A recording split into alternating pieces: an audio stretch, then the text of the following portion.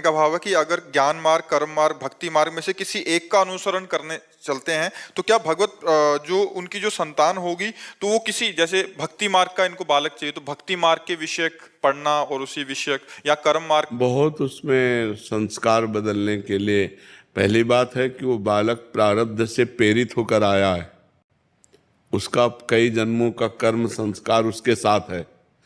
वो कोई ऐसा नहीं है कि नवीन है, वो बहुत पुराना है। शरीर उसका नवीन है।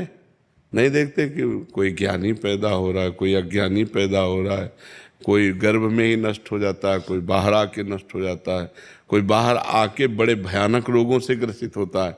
छोटा बच्चा है, अभी 500 शुगर है उसकी, ये परेशानी वो परेशानी, लकवा मार गया, बड़ी परेशानियां। ये सब पूर्व का कर्मों का है।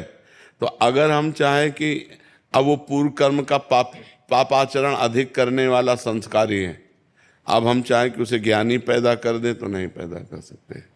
बड़े बड़े महाभागवतों के यहाँ भी बड़े बड़े दुष्टों का जन्म हुआ, और बड़े बड़े दुष्टों के यहाँ बड़े महाभागवतों का अवतार हुआ। तो ये देखना है कि हमारा प्रयास हो सकता है, लेकिन वो ज्ञानी ही पैदा हो ऐसा नहीं हो सकता। गुरु महाराज, क्या माता के जो सद्गुण है, सत्संग है, वो इसे परिवर्तन, क्या माता के जो सद्गुण है, अगर माता संस्कारी है तो वो उसको परिवर्तन कर सकते हैं? कुछ मात्रा में, क्योंकि शरीर रचना के समय उसके प्रारब्ध की रचना हो चुकी है।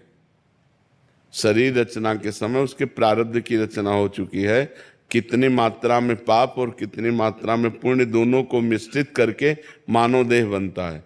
केवल पाप से यातना देह नरक का बनता है, केवल पुण्य से देवलोक का देह देवता बनता है, और पाप और पुण्य दोनों मिश्रित से मानव देह बनता है। तो गर्भस्थ शिशु के संस्कार करने के लिए पहली बात, माता जिस दिन से गर्भवती हो उस दिन से ब्रह्मचर्य धारण करें। दूसरी बात, सात्विक भोजन पावे भगवान को अर्पित करके।